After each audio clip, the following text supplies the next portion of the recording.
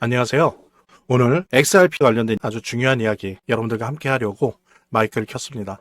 지금 XRP 계속 엄청나게 하락하고 있어요. 근데 이거는 XRP만이 아닙니다. 뭐 도지도 마찬가지고요. 페페도 마찬가지고요. 예. 오피셜 트럼프도 마찬가지고 모든 코인이 휘청거리고 있습니다. 이건 당연한 겁니다. 뭐 여러 가지 이유가 있는데 하물며 대장주죠. 비트코인이 흔들리고 있지 않습니까? 그러면 중요한 게 항상 말씀드리지만 유동성이잖아요. 유동성이 들어와야 뭐 반등을 하든지 뭘 하든지 뭐 예를 들면 10%가 오르든 50%가 오르든 100%가 오르든 1000%가 오르든 유동성이 들어와야 되잖아요. 예, 시장에. 근데 이제 유동성이 막 시작된 겁니다. 예를 들면 12월 12일부터 연준이 RMP라고 하죠. RMP 이게 이제 단기 채권 매입을 시작을 했어요. 12월 12일부터. 그러니까 이제 막 시작한 거예요. 단기 채권 매입을 통해서 시중은행에 텅 비어 있는 지급준비금에 돈을 채워넣는 거죠. 그러면서 어떻게 됩니까? 이제 그러면 이 은행을 통해서 여러 가지 대출도 나가고 뭐 담보대출이 됐건 신용대출이 됐건 투자대출이 됐건 그런 부분들이 나갈 수 있는 그런 기초를 지금 이제 막 만들어내기 시작했어요. 그래서 지금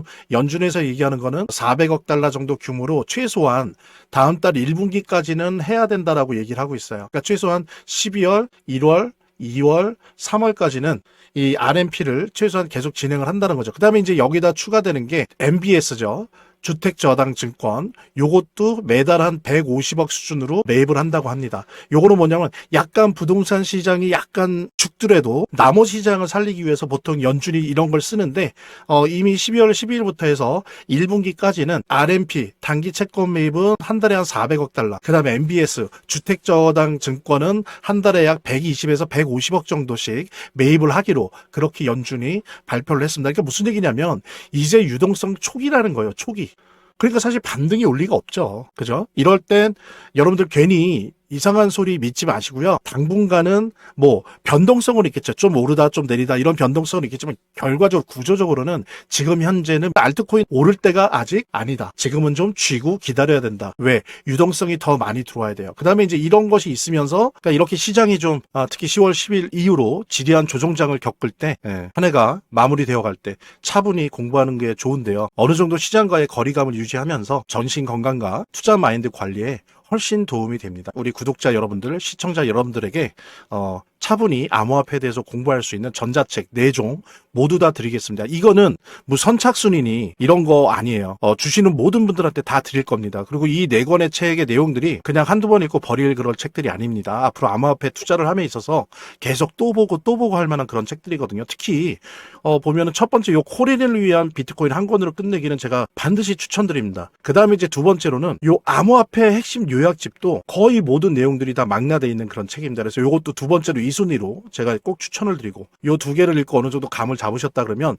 이게 아주 확률이 높은 타점 검색기예요. 요거를 잘 활용하시면 매수 매도 타점을 잡는데 아주 큰 도움을 받을 수 있고요. 특히 이거는 뭐 선착순으로 한 게 아니에요. 문자 주신 모든 분들한테 다 구글 링크로 드릴 겁니다. 구글 링크로 다 드릴 거니까 한 분도 빠짐없이 꼭 요거 신청해 주시기 바라고요. 그 다음에 요 핸드폰 문자 보내실 때 핸드폰으로 직접 보내시든 아니면 빨리 클릭 몇 번으로 보내는 걸로 보내시든 아니면은 여기 댓글 고정 댓글에 있는 그 구글 링크로 이렇게 설문지식으로 보내주시면 더 좋을 것 같아요. 영상 시청하신 분들 한 분도 빠짐없이 꼭 문자 보내주시길 바라고요. 1월, 2월, 3월, 5월 FOMC가 있는데 예를 들면 1월에 뭐 금리 인하가 또 된다든지 3월에 연속으로 된다든지 지금 이제 JP모건 같은 경우에 예상하기에 12월도 하고 뭐 예상대로 됐죠. 1월, 3월까지는 연속금리 인하를 연준이 할 거다라고 JP모건도 예상을 했고 시티은행의 시티그룹도 그렇게 예상을 했죠. 물론 이제 SC은행 같은 경우에는 이번 12월은 하지만 내년 1, 3월은 글쎄라고 이제 전망을 했었는데 이렇게 전망의 차이는 있지만 아무래도 이렇게 비율적으로는 내년 1월, 3월도 금리 인하할 가능성이 높다라고 전망하는 그런 금융기관들이나 기관들이 많다는 부분 그런 부분 좀 얘기를 할 수 있는데요. 근데 이제 중요한 건 변수가 있습니다. 분명히 이제 요 RMP를 통해서 단기 유동성이 공급이 될 거고요. 그 다음에 금리 인하가 연속 금리 인하가 갖춰지면서 이제 완전히 양적 완화의 모습을 갖는 그런 결과가 나타날 텐데, 중요한 건 여기도 변수가 있습니다. 첫 번째, 두 번째 두 가지 변수가 있는데, 하나는 뭐냐면 이거는 뭐 우리가 지켜봐야 돼요. 대법원이 관세에 대한 위헌 여부 판결을 어떻게 하느냐의 변수입니다. 만약에 이건 위헌이다라고 판결을 한다면 금리 인하 1월, 3월, 5월 되는 거 이거 좀 연기될 수 있어요. 뒤로 밀릴 수 있다는 겁니다. 요 변수가 있고, 두 번째로는 이거는 이제 되게 제가 개인적으로 볼 때 되게 큰 변수인데, 엔캐리 청산이 어느 속도나 어느 규모로 이루어지느냐. 지금 12월 19일 날 일본 중앙은행이 이제 금리를 발표를 하는데, 지금 한 90% 정도 확률로 90% 확률로 금리 인상을 할 거다. 최소 0.25% 금리 인상을 할 거다라고 예측들을 하고 있습니다. 만약에 0.25% 금리 인상을 한다면 결국에 기준금리가 일본이 0.75가 되는 거죠. 지금 0.5니까. 이랬을 때, 이 정도 했을 때 엔캐리 청산의 속도나 규모가 어떻게 될 것인가도 사실은 하나의 중요한 변수가 됩니다. 왜냐하면요, 아시는 것처럼 보십시오. 이게 0.75가 되면요, 이게 30년 만에, 일본 입장에서는 30년 만에 제일 높은 금리인 겁니다.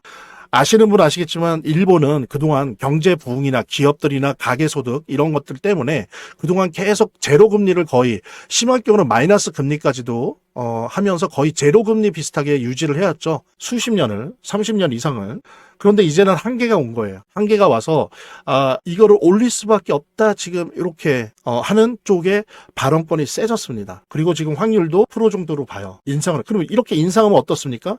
여러분들 제로금리이거나 0.25대나 0.5대나 여기에서 엔화를 빌려다가 세계 뭐 이러면은 여러 가지 사모펀드들이나 자산운용사나 해치펀드들이 어떻게 했습니까? 여기서 엔화를 대출받아서 미국을 중심으로 한 글로벌 자산에 투자를 했잖아요. 그동안 수십 년 동안 해온 거예요. 그런데 30년 만에 0.75%가 된다?